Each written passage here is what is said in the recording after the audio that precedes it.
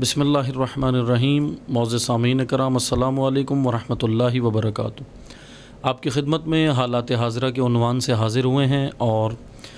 ख़ित्ते की बदलती हुई सूरत हाल के हवाले से आपको आगाह भी करेंगे और मुख्तसर सा तज्ज़िया भी इंशाअल्लाह आपकी खिदमत में बयान करेंगे।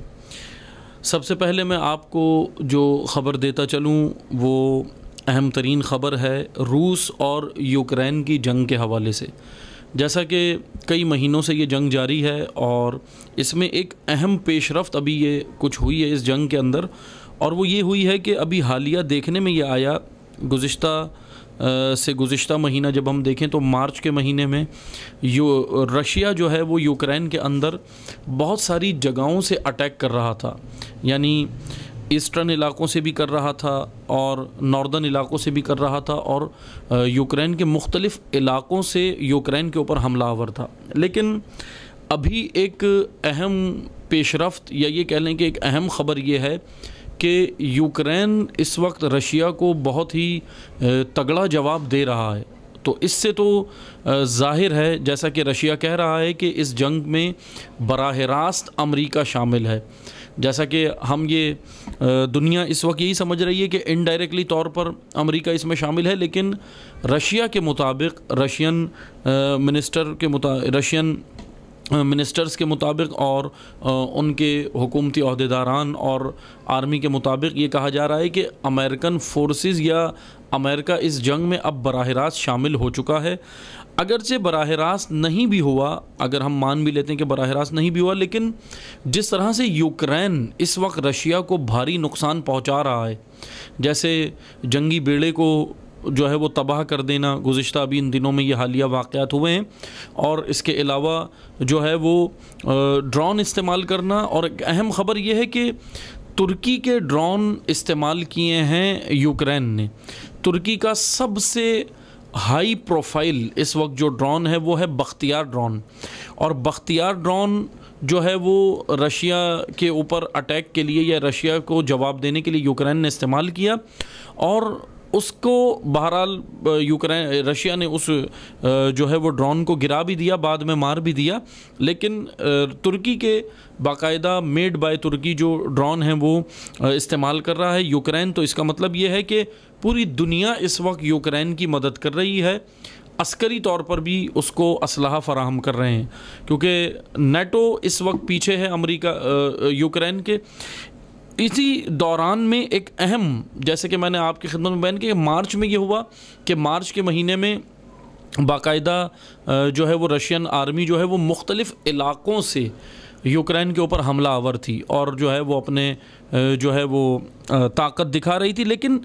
अप्रैल के महीने में जो गुज़िश्ता महीना अभी गुज़रा है अप्रैल का, उसमें एक अहम ख़बर ये है या एक अहम बात ये हुई है, एक अहम मार्का ये हुआ कि रूसी फोर्सेस ने यूक्रेन के नॉर्दर्न इलाक़ों से यूक्रेन अपनी जंग यूक्रेन के नॉर्दर्न इलाक़ों से जो है वो मुंतकिल कर लिए, यानी जितने भी नॉर्दर्न एरियाज़ थे यूक्रेन के, रशिया ने अपनी फोर्सेस वहाँ से पीछे हटा ली हैं। और मैं आपको थोड़ी सी वजाहत करता चलूँ कि मुख्तलिफ़ इलाक़े जो इस वक्त जो है वो यहाँ से मतलब नॉर्थ से यूक्रेन का जो नॉर्थ इलाका है, नॉर्दर्न एरियाज़ हैं, वहाँ पे भी रशिया हमला आवर था, ईस्टर्न इलाकों में भी था। लेकिन अभी फ़कत सिर्फ़ एक ही इलाके में हमें रशियन आर्मी नज़र आ रही है इस वक्त जंग करती हुई, और वो है यूक्रेन का ईस्टर्न एरिया। जितने भी ईस्टर्न एरियाज़ हैं जिसके अंदर ब्रोवरी है, चेरनोबिल है, चेरनोहाइव है, शोस्टका है, सोमे है, ये मुख्तलिफ़ इलाक़े हैं जहाँ पर इस वक्त रशियन आर्मी ईस्टर्न एरियाज़ से यूक्रेन को घेर रही है और यूक्रेन पर हमला आवर है। और अभी ये हालिया ये कहा जा रहा है कि रशिया की तरफ से ऐलान भी हुआ है कि रशिया का जो अगला जो हदफ है, अगला जो टारगेट है, जो शहर, बड़ा शहर जिसकी तकरीबन 1,25,000 के करीब आबादी है, वो है स्लोविहांस। ये एक बड़ा शहर है यूक्रेन का। अब रशिया उस जानिब बढ़ रहा है। ISW इंटरनेशनल ये एक इदारा है, international institute for the institute for the मसलन ये कह लें कि ये एक बड़ा इदारा है, institute for the study of war, ISW institute, दोबारा सुन लें, institute for the study of war, ये बड़ा इदारा है। इसका ये कहना है कि अगर यूक्रेन ने ये शहर अपना स्लोविहांस्क जो शहर है, अगर ये इसको बचा लिया यूक्रेन ने, तो ये एक बड़ी कामयाबी यूक्रेन को हासिल होगी और रशिया को एक बड़ा झटका लग सकता है। बहरहाल रशियन आर्मी सिर्फ एक ही इलाके से इस वक्त, क्योंकि रशिया ने अपनी जंगी स्ट्रेटजी अभी ये तब्दील ये की है कि रशिया चारों तरफ से जब हमला कर रहा था तो रशिया को भी नुकसान झेलना पड़ रहा था। जाहिर सी बात है, क्योंकि रशिया अगरचे एक बड़ी ताकत है, यूक्रेन उसके सामने कुछ भी नहीं है, लेकिन यूक्रेन के पीछे नेटो है, यूक्रेन के पीछे अमेरिका है, और जिस तरह वो जवाब दे रहा है यूक्रेन, तो इसका मतलब ये है कि बहुत बड़ी सपोर्ट इस वक्त यूक्रेन को हासिल है। ISW का कहना है कि अगर ये शहर रशिया से बचा लिया यूक्रेन ने, तो रशिया को एक बड़ा झटका लगेगा। इसी के साथ मैं एक और ख़बर इसी जंग से जुड़ी हुई आपको दे दूं। यूक्रेन के बॉर्डर पे अब ये जंग एक और जानिब मुंतकिल होने वाली है, यानी जो आसार हमें नज़र आ रहे हैं, जिस तरह फोर्सेस नज़र आ रही हैं उन इलाकों में, रशियन आर्मी नज़र आ रही है या रशिया के हिमायत याफ्ता इलाके हैं और वहाँ पर जो है वो बैक सपोर्ट इन इलाकों को नज़र आ रही है, तो ये जंग जो है वो फैलती हुई नज़र आ रही है। जैसा कि मैंने गुज़िश्ता पहले वीडियो में आपकी खिदमत में बयान किया था कि फ़िनलैंड और स्वीडन, ये दो मुल्क नेटो में शामिल होने की कोशिशें कर रहे हैं, दरख्वास्त भी अपनी दे दी है, जिसके ऊपर रशिया ने भरपूर जो है वो एहतजाज किया है, या ये कह लें कि रशिया ने शोर मचाया और कहा है कि अगर ये दोनों मुल्क नेटो में शामिल हुए तो इनको अपना मसलन बहुत बड़ा नुकसान उठाना पड़ेगा। तो इसका कहने का मकसद ये है कि फ़िनलैंड के बॉर्डर पे इस वक्त रशियन आर्मी मौजूद है। एक ये जंग हमें ये नज़र आ रही है कि फैलती हुई। दूसरा एक और मुल्क है यूक्रेन के बॉर्डर पर, मोल्डोवा के नाम से एक मुल्क है। इसी के साथ ही, मोल्डोवा के साथ ही ट्रांसनिस्ट्रिया, ये एक और मुल्क है ट्रांसनिस्ट्रिया।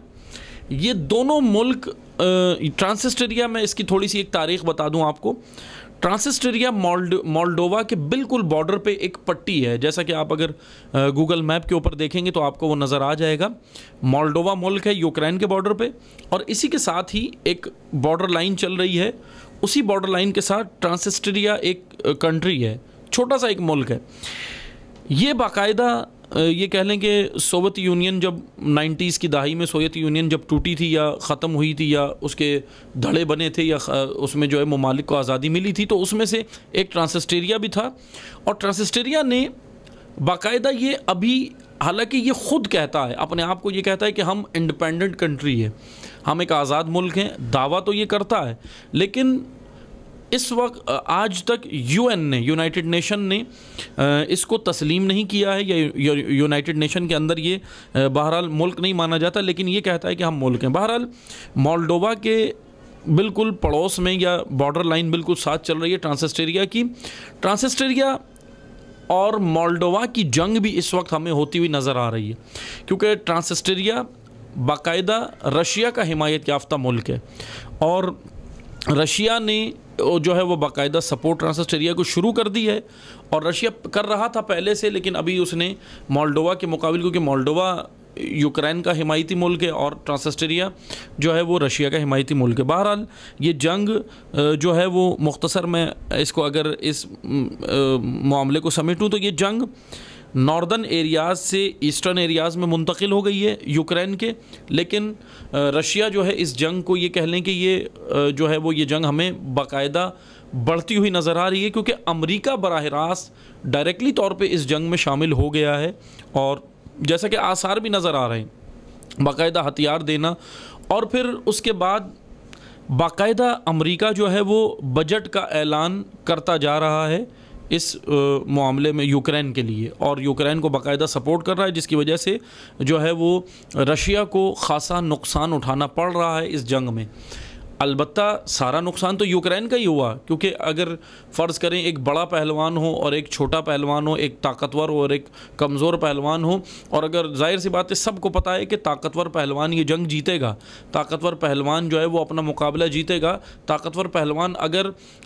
10 थप्पड़ भी मार देता है कमज़ोर के, और कमज़ोर अगर पलट कर 2 भी मार देता है, तो इसका ये 2 थप्पड़ मारना भी जो है वो ताकतवर पहलवान के लिए बड़ी नंगवार समझी जाती है। जैसा कि यूक्रेन इस वक्त जो है वो रशिया को बहुत ही तगड़ा जवाब दे रहा है मुख्तलिफ़ जगहों के ऊपर। बहरहाल ये जंग बढ़ती हुई नज़र आ रही है, और माहिरीन का ये कहना है कि WW3 वर्ल्ड वॉर 3 की जानिब ये जंग बढ़ रही है और जो जा सकती है। इसी जंग से रिलेटेड एक और चीज़ मैं आपकी खिदमत में बयान करूं जो इसी से मुंसलिक है, वो ये कि गैस और तेल की किल्लत कई ममालिक को, यूरोपीय कंट्रीज़ को और दीगर को इस वक्त इस जंग से हो गई है। मईशत इस वक्त इस जंग से जो है वो दुनिया की तबाह हो रही है, और जो है जिसमें एक अहम फ़ायदा जो इस जंग में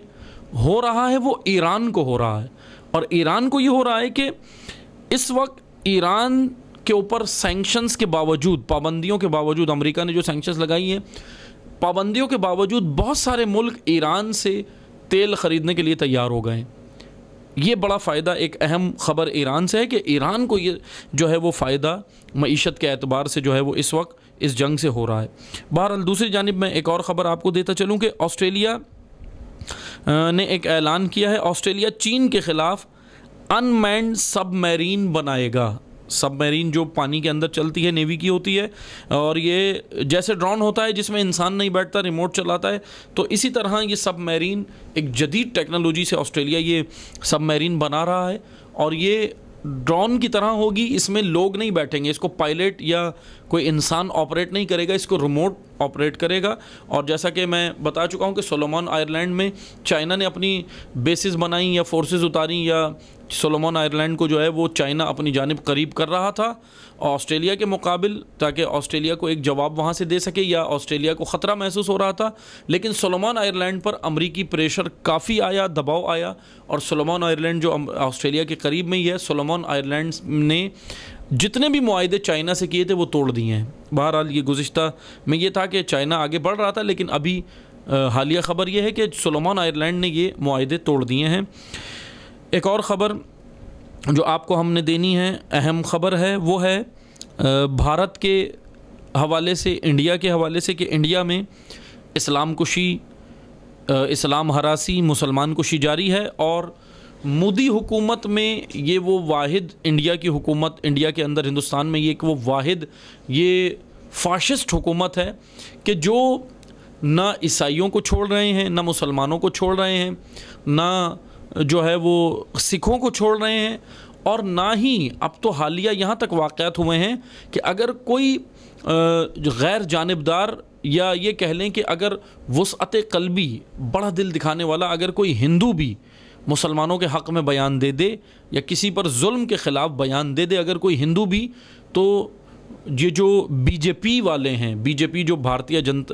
जनता पार्टी है, ये जो जिसका सरबराह मोदी हैं और मोदी हुकूमत है,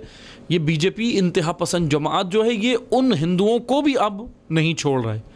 यानी ये इतने इंतहा पसंद और फाशिस्ट लोग हैं। बहरहाल वाक़या ये हुआ कि कानपुर में, इंडिया का इलाका है कानपुर, वहाँ मदरसा इस्लामिया पर ईद के दिन, अभी ईद गुजरी है, ईद के दिन बिल्डोज़र चला दिया गया, और जो है वो इंक्रोचमेंट के नाम से उस जगह के ऊपर बिल्डोज़र चलाया गया। लेकिन ना वहाँ पे नोटिस दिया गया, और ना वहाँ पे कोई जो है वो इस हवाले से कोई आगे बात की गई, बल्कि बिल्डोज़र लाए और फ़ौरन चला दिया गया। लेकिन न्यू दिल्ली के अंदर देखें हम, और दीगर जगहों पर देखें, मुंबई के अंदर देखें या दीगर जगहों पे, तो इंक्रोचमेंट के हवाले से वहाँ पर बाकायदा नोटिस दिए गए हैं। अगर मंदिर भी जो है वो कब्ज़े की जगह पर बने हुए हैं या गैर कानूनी जगह पर बने हुए हैं, तो वहाँ पे बाकायदा नोटिस लगाए गए हैं दरवाज़ों के ऊपर उनके, और कहा गया है, ऐलान भी करवाए गए कि आप ये जगह को खाली करें, उसके बाद आप पे कार्रवाई होगी। लेकिन कानपुर में मदरसा इस्लामिया पर को कोई नोटिस नहीं दिया, और ईद के दिन बिल्डोज़र चला दिया, जो यकीनन। और एक और अहम जो ख़बर है इसके साथ वो ये है कि इतना भी मदरसे पे बिल्डोज़र चलाया, इंतहा पसंद इस जमात ने ही ये काम करवाया, बीजेपी ने कानपुर में मदरसा इस्लामिया पे बिल्डोज़र चलाया और इतना भी मौका नहीं दिया मदरसे की इंतज़ामिया को कि वो कुरान पाक को निकाल सकें। इस कुरान पाक की बेहुरमती की गई है, कुरान पाक को वहीं पर बिल्डोज़र तले जो है वो रौन दिया गया और ये यकीनन बहुत ही बड़ी बेहुरमती हुई है किसी भी मज़हब और मकतब के साथ, ये नाइंसाफ़ी है। लेकिन ह्यूमन राइट्स, एमनेस्टी इंटरनेशनल, दुनिया की बड़ी बड़ी तंजीमें सब खामोश हैं क्योंकि जुल्म मुसलमानों पे है। हाँ, मुसलमान नहीं होते, कोई और होते तो ये एक वावेला मचा देते। मुंबई के कई इलाक़ों में लाउड स्पीकर पर अजान नहीं होगी, ये भी ऐलान हो गया है मुंबई के कई इलाक़ों में, और कई मस्जिदों में जो है वो ये ऐलान कर दिया कि कई इलाक़ों में लाउड स्पीकर पर अजान नहीं होगी। लेकिन सवाल ये बनता है कि ठीक है, अगर आपने ये अजान के ऊपर पाबंदी लगाई, लेकिन इसी मुंबई के अंदर ये काम ये हुआ कि लाउड स्पीकर, सिर्फ मस्जिद के लाउड स्पीकर पर जो है वो पाबंदियां लगाई गई हैं, लेकिन मंदिरों के लाउड स्पीकर खुले हुए हैं, वहाँ पर कोई पाबंदी नहीं है और उससे जो है वो अपनी इबादतों का ऐलान कर रहे हैं। एक और इलाका है इंडिया में मध्य प्रदेश, यहाँ का मध्य प्रदेश जो है वो रियासत है और इसके अंदर एक शहर है बुरहानपुर। यहाँ पर बीजेपी का एक एमपीए है, इसके भतीजे ने, हिंदू है बाकायदा, ये बीजेपी का एक एमपीए है, ये हिंदू है, इसके भतीजे ने फसाद करवाने की गर्ज से खुद अपने हाथ से शहर के अपने यानी अब ये देखें कितने गिरे हुए लोग हैं ये इंतहा पसंद हिंदू, ये इंतहा पसंद जमात बीजेपी कितनी गिरी हुई है कि अपने भी, यानी ये खुद भी ये कह लें कि ये अपने मजहबी अकायद या मजहबी मुक़द्दसात से ये ख़ुद भी मुखलिस नहीं है। इन्होंने ख़ुद एमपीए, ये जो बीजेपी का एमपीए है, इसके भतीजे ने मंदिर के अंदर मौजूद मूर्ति की आँख तोड़ दी, हाथ तोड़ दिया, ख़ुद अपने हाथ से किया और इस वजह से किया, ख़ुद करने के बाद इल्ज़ाम ये डाला कि ये मुसलमानों ने किया है। अब बहरहाल खैर हुआ ये कि वो सोशल मीडिया पे वीडियो वायरल हो गई और वीडियो के अंदर ये आ गया बहरहाल, तो इस वजह से सबूत मिल गया, वरना अगर वाकई ये बहुत बड़ा फसाद होने वाला था ये मध्य प्रदेश के शहर बुरहानपुर में, अगर ये वीडियो ना बनती और अगर ये ख़ुद ये वीडियो के अंदर नज़र ना आता तो शायद बहुत बड़ा फसाद हो जाता। और लोग तो यही समझते कि ये जो है वो मंदिर की जो मूर्ति है मुसलमानों ने ही तोड़ी है, लेकिन ये ख़ुद एमपीए के भतीजे ने, बीजेपी जमात का एमपीए, उसके भतीजे ने ख़ुद ये काम किया। आप इससे अंदाज़ा करें कि ये लोग अपने भी मजहबी मुक़द्दसात से भी मुखलिस नहीं हैं। आखिर में मैं आपको एक और ख़बर देता चलूँ, ये तो थी बीजेपी की कार्रवाइयाँ, लेकिन इसी बीजेपी ने ये जो फाशिस्ट जमात है, ना कि डेमोक्रेटिक पार्टी है, फाशिस्ट जमात है। अमेरिका खामोश है, दुनिया की बड़ी बड़ी पॉलिसियाँ, जो डेमोक्रेसी के नारे लगाने वाले, जो डेमोक्रेसी के बड़े बड़े नुमाइंदगान हैं, डेमोक्रेसी के बड़े बड़े जो रहबर व इमाम माने जाते हैं दुनिया में, वो सब खामोश हैं इस इंतहा पसंद जमात के इन तमाम हरकत व सकनात पर। श्रीनगर, कश्मीर के अंदर का ये वाक़या हुआ है अभी हालिया। श्रीनगर के ज़िला इस्लामाबाद में, वहाँ पे एक ज़िला इस्लामाबाद है, वहाँ पे सर्च ऑपरेशन किया गया। भारतीय फोर्सेस ने सर्च ऑपरेशन किया और सर्च ऑपरेशन की आड़ में 3 बेगुनाह शहरियों को मार दिया गया। सर्च ऑपरेशन की आड़ में ये पहली बार नहीं हुआ, इंडियन फोर्सेस सर्च ऑपरेशन की आड़ में ये बाकायदा ये काम कर रहे हैं। अभी कश्मीर के अंदर श्रीनगर के ज़िला इस्लामाबाद में सर्च ऑपरेशन की आड़ में 3 बेगुनाह शहरियों को मारा गया, ख़वातीन और बच्चों पर तशद्दुद किया गया। लवाहिकीन ने इनके मैयतें रख कर एहतजाज भी किया और ये एहतजाज एक रोज़ तक जारी भी रहा। लेकिन बहरहाल ये इस जमात ने एक तो ये काम करवाया कि ये मोदी सरकार की जो फाशिस्ट जमात है, ये इसकी वजह से ये कश्मीर के ऊपर जुल्म बर्बरियत जारी है और हल्का बंदियाँ भी जो यहाँ पर हो रही हैं वो भी मनपसंद हुकूमत के मुताबिक की जा रही हैं, मोदी के मुताबिक की जा रही हैं, ताकि यहाँ जो गवर्नमेंट बने वो भी जो है वो फाशिस्ट जमात की ही इसी की बने। बहरहाल ये हालिया वाक़यात हैं, कश्मीर हो, फ़लस्तीन हो, बहरैन हो, यमन का मुआहिदा, जंगबंदी का मुआहिदा यमन और सऊदी अरब के दरमियान में हुआ था, लेकिन सऊदी हुकूमत ने यमन की जंगबंदी का मुआहिदा बकाया जो है वो तोड़ते जा रहे हैं। जंगबंदी इस तरह जैसे मुआहिदा UN ने करवाया या आलमी इस्टेब्लिशमेंट ने करवाया, सऊदी उसके अभी भी पाबंद नहीं हैं। यमनियों की तरफ से अभी कोई यलगार नहीं हुई, लेकिन सऊदी जो है वो उनकी तरफ से जो है वो इस तरह की खबरें आ रही हैं कि वो इस मुआहिदे को तोड़ रहे हैं और जो है वो जंग बंदी जिस तरह बाकायदा होनी चाहिए उस तरह वो हक़ अदा नहीं कर रहे। लेकिन बहरहाल इंडिया के अंदर, पूरे भारत के अंदर मुसलमानों की नस्ल कुशी, इस्लाम हरासी, इस्लाम कुशी जारी है। पूरी दुनिया खामोश है। यूक्रेन के ऊपर सब वावेला कर रहे हैं। यूक्रेन के शहर बूचा के अंदर जो वाक़या हुआ उसके ऊपर आज तक उसकी याद मनाई जा रही है, शोर किया जा रहा है। उसके ऊपर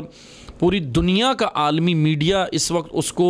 बाकायदा बार बार उसी मौजू को लेकर हाईलाइट कर रहा है। दुनिया के तमाम पॉलिटिशियंस, दुनिया के तमाम जो है वो तजिया निगार बैठ कर इसके ऊपर बातें कर रहे हैं। यूक्रेन के ऊपर वावेला मची हुई है, लेकिन कश्मीर, फ़लस्तीन, बहरीन, यमन, सीरिया, यहाँ पे कोई भी, हत्ता कि फ़लस्तीन में इसराइली बर्बरियत और जो उरूज पर है इस वक्त। बहरहाल ये मुसलमानों को सोचना चाहिए और मुसलमानों को इस वक्त यकजा और मुत्तहिद होने की ज़रूरत है और अपनी कोई पॉलिसी बनाने की ज़रूरत है मुस्लिम हुक्मरानों को, ताकि दुनिया के अंदर वो जो है वो इज़्ज़त,